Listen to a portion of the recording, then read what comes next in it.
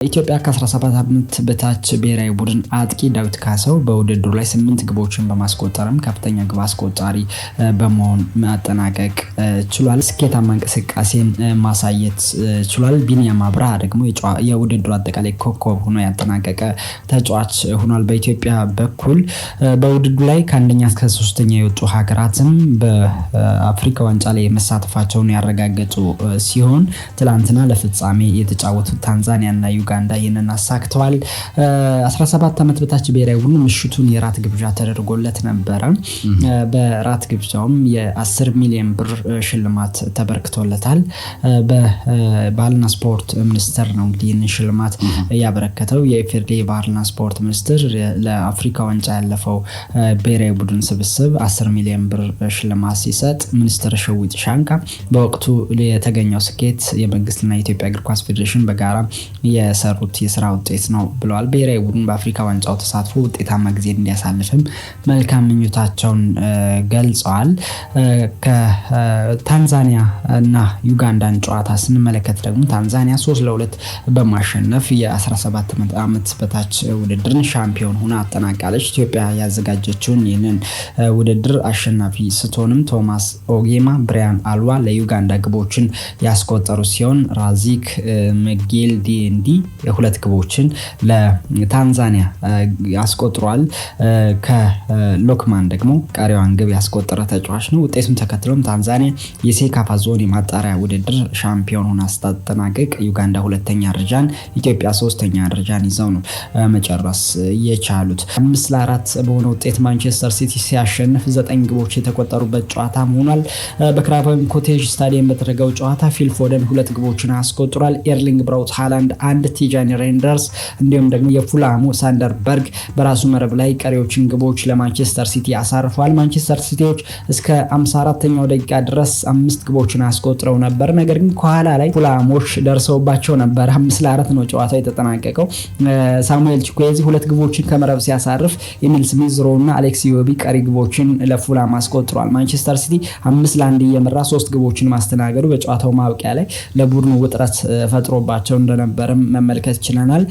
በሊጉ 9ኛ ድል ነው ማንቸስተር ሲቲ ያስመዘገበው። 28 ነጥቦችን በመሰብሰብም ሁለተኛ ደረጃን ሲይዝ ከአርሰናል ጋር ያለውን የነጥብ ልዩነትም ወደ 2 ማጥበብ ችሏል። አርሰናል ዛሬ ጨዋታውን እስኪያደርግም ጫና የሚፈጥር ውጤት ነው ማስመዝገብ የቻለው።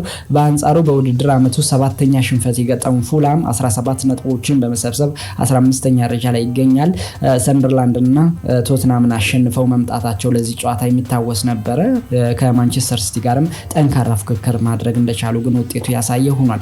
በዚህ ጨዋታ ላይ የሚነሳው ሌላው ጉዳይ 100ኛ ግቡን ኤርሊንግ ሃላንድ አስቆጥሯል። ሃላንድ በሊጉ ፈጣን 100 ግብ ያስቆጠረ በመሆን አዲስ ታሪክም ሰርቷል። ተጫዋቹ ግቦችን ከመረብ ላይ ለማሳረፍም 100 ግቦችን ማለት ነው 111 ጨዋታዎችን ብቻ ወስዶበታል። ከዚህ በፊት አለን ሽረር 124 ጨዋታዎች ላይ 100 ግቦችን በማስቆጠር ለ30 ዓመታት ክብረ ወሰኑን ይዞ መቆየቱ ይታወሳል።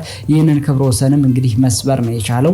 ከጨዋታው በኋላ ኤርሊንግ ሃላንድ እጅግ በጣም የሚያኮራ ምሽት እንደ ተጫዋችም እንደ ግለሰብ 100 ግቦችን ማስቆጠር መቻል ያውን በጥቂት ጨዋታዎች ላይ ለኔ ይከበር ነው የሚል አስተያየት ሰጥቷል። ማንቸስተር ሲቲ የመጣውት ግብ ለማስቆጠር ነው፣ ስራዬ ደግሞ ጎል ማስቆጠር ነው። ስለዚህ ይህንን በማድረግ ሂደት ውስጥ ደግሞ ክብረ ወሰን መያዝ በመቻሌ ደስተኛ ነኝ ሲል ገልጿል። ኤርሊንግ ሃላንድ እጅግ በጣም የማይታመን ተጫዋች ነው ሲል ፔፕ ጋርዲዮላ ሞካሽቶታል። የማስቆጠር ፍላጎቱ በዚህ የሚቀጥል ከሆነ በርካታ ክብረ ወሰኖችን ይሰብራል ነው ያለው። ከጨዋታው በኋላ የማንቸስተር ሲቲ አሰልጣኝ ፔፕ ጋርዲዮላ በርካታ ሀሳቦችን አንስቷል። በተለይ ቡድናቸው አጫወት ምክንያት በተለይ የመጨረሻዎቹ ደቂቃዎች ላይ ጫና እንደተፈጠረባቸው አንስተዋል። ምን እንደተፈጠረ አትጠይቁኝ ነው ያሉት።